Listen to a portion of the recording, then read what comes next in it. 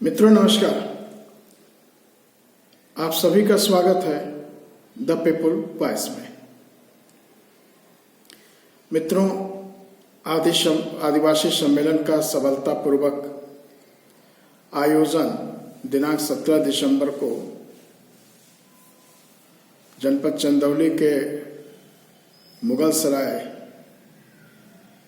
में स्थित आर्य समाज मंदिर पर हुआ और इसके मीडिया ने संज्ञान लिया हुआ है और हम मीडिया कर्मियों को, उनके अखबार को, उनके न्यूज़ चैनलों को, संपादक और ब्यूरो चीफ को हम अपना शुक्रिया अदा करते हैं जो उन्होंने आदिवासियों की बातों को पूरी तरह से इस देश के सामने रखा है। हम उनके प्रति अपनी कृतज्ञता ज्ञापित करते हैं।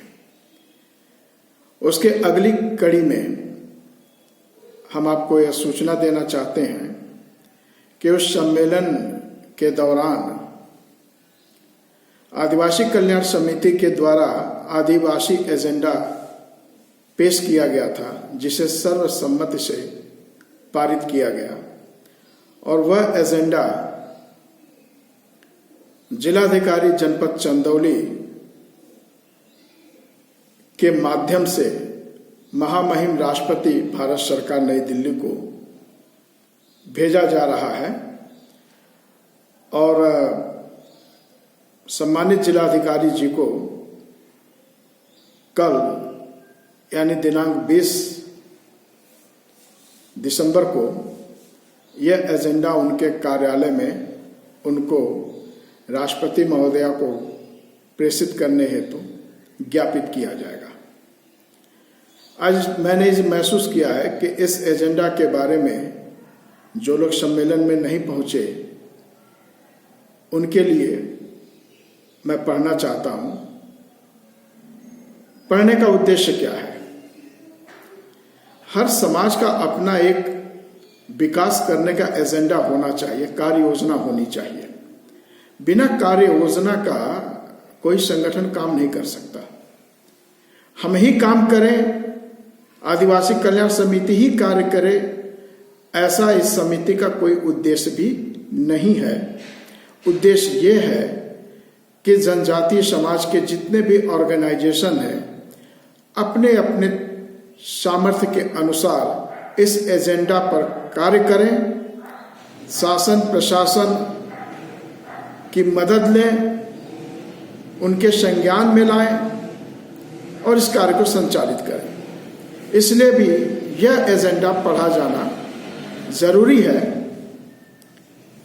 अब मैं एजेंडा पर आता हूं। यह एजेंडा ऑलरेडी तैयार है, जो आप देख सकते हैं आदिवासी कल्याण समिति के पैड पर। हम इसको पढ़ना चाहेंगे आपके समक्ष। पत्रांक AKS/HQ/SA02 डेटेड, ये कल का डेट रहेगा जब प्रस्तुत करेंगे, 20 दिसंबर 2023। आदिवासी एजेंडा महामहिम राष्ट्रपति भारत सरकार नई दिल्ली, कृत्य जिलाधिकारी जनपद चंदौली उत्तर प्रदेश महोदया। सादर अभिवादन और विनम्र निवेदन के साथ यह अनुरोध है कि दिनांक 17 दिसंबर 2023 को दीनदयाल उपाध्याय नगर मुगलसराय जनपद चंदौली में आदिवासी कल्याण समिति और भारतवर्षीय गोंड आदिवासी महासभा समिति द्वारा आयोजित आदिवासी सम्मेलन में आदिवासी कल्याण समिति द्वारा पेश किए गए आदिवासी एजेंडा को सर्वसम्मति से पारित किया गया है।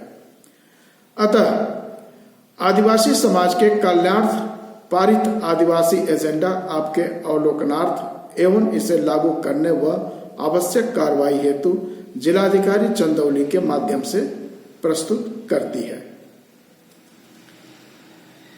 सामाजिक एजेंडा के पार्ट में क्या है? सामाजिक एजेंडा अनुसूचित जनजातियों के लिए धर्म कोड के रूप में आदिवासी धर्म यानी ट्राइबल कोड को मान्यता दी जाए।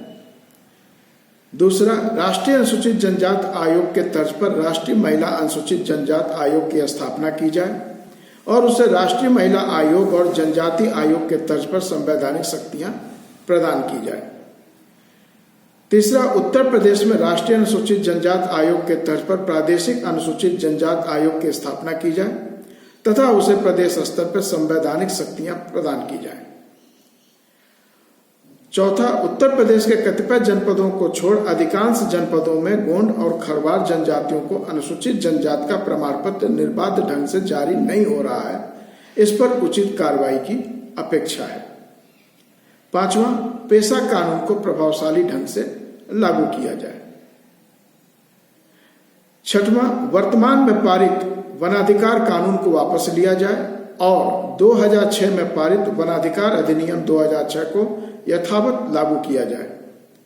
सातवां, प्रोजेक्ट हेतु भू अधिग्रहण करने के लिए ग्राम सभा की अनुमति आवश्यक करें। आठवां, उत्तर प्रदेश के अंतर्गत मिर्जापुर, सोनभद्र, चंदौली, झांसी, ललितपुर और खीरी जनपदों को अनुसूचित क्षेत्र, शेड्यूल्ड एरिया या ट्राइबल एरिया घोषित किया जाए और पेशा एक्ट लागू किया जाए। उत्तर प्रदेश के प्रत्येक जनपदों में जिला मुख्यालयों पर अनुसूचित जनजाति के लिए सामुदायिक भवन तथा पुस्तकालय का निर्माण कराया जाए। 10वां, भारतीय संविधान के अनुच्छेद 312 के तहत अखिल भारतीय न्यायिक सेवा संघ की स्थापना की जाए, जो संघ लोक सेवा आयोग की तरह भारतीय न्यायिक सेवा के लिए कार्य करे। पर्यावरण एजेंडा, आदिवासियों के पारंपरिक प्रौद्योगिकी कोइतुरियन टेक्नोलॉजी को संरक्षित करते हुए आधुनिक प्रौद्योगिकी के साथ सामंजस्य बनाते हुए उसे विकसित किया जाए, जिससे कि राष्ट्र का पर्यावरण और इकोसिस्टम को संरक्षित किया जा सके।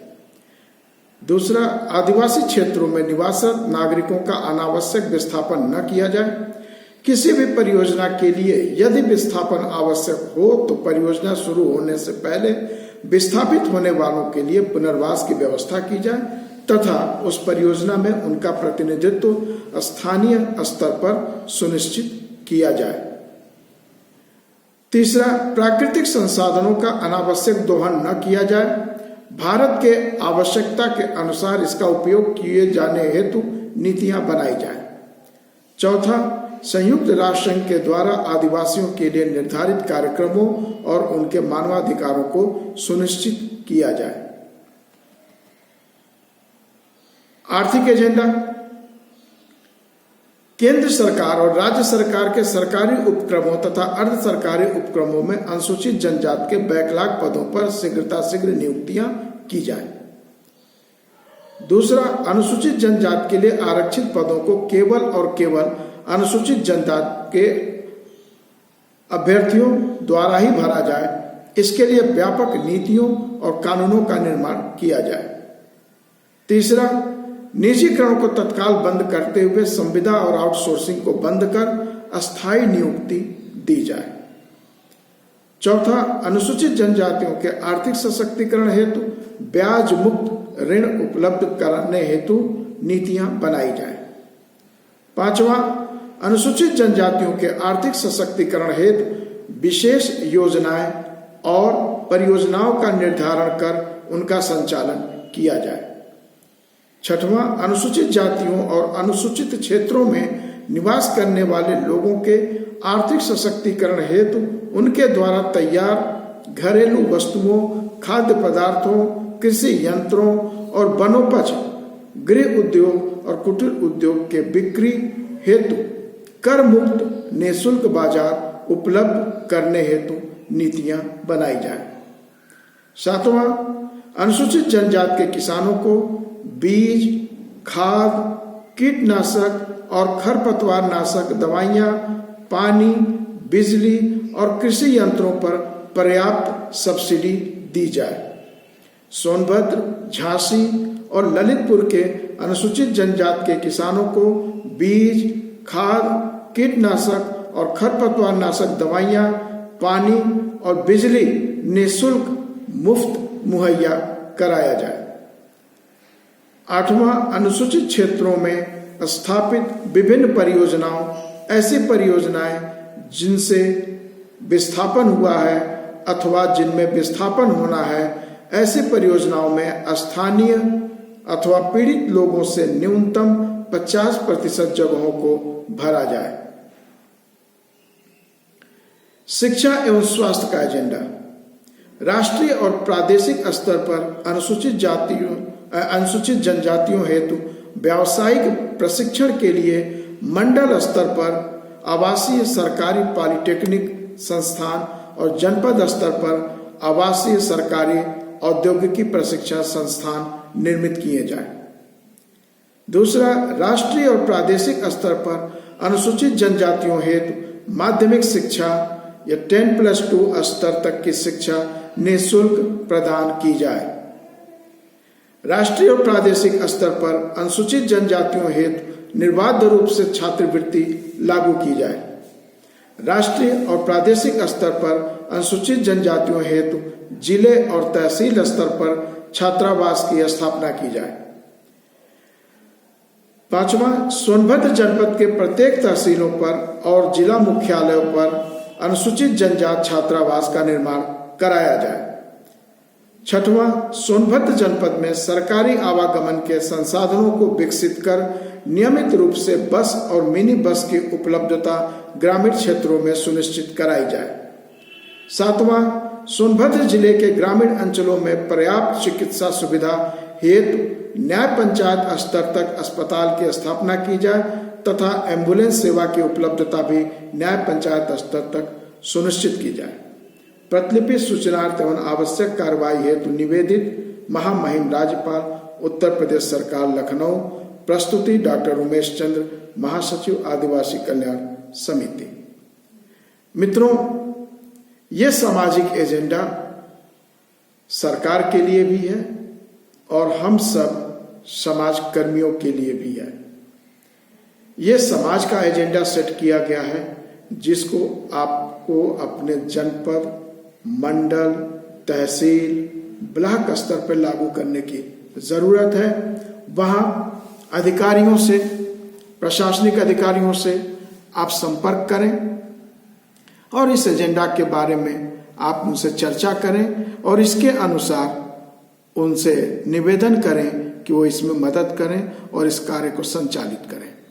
आप सभी ने इस एजेंडा को ध्यानपूर्वक सुना, मैं आप सभी के प्रति शुक्रगुजार हूं। फिर मिलेंगे अगले वीडियो में। जय भारत, जय संविधान।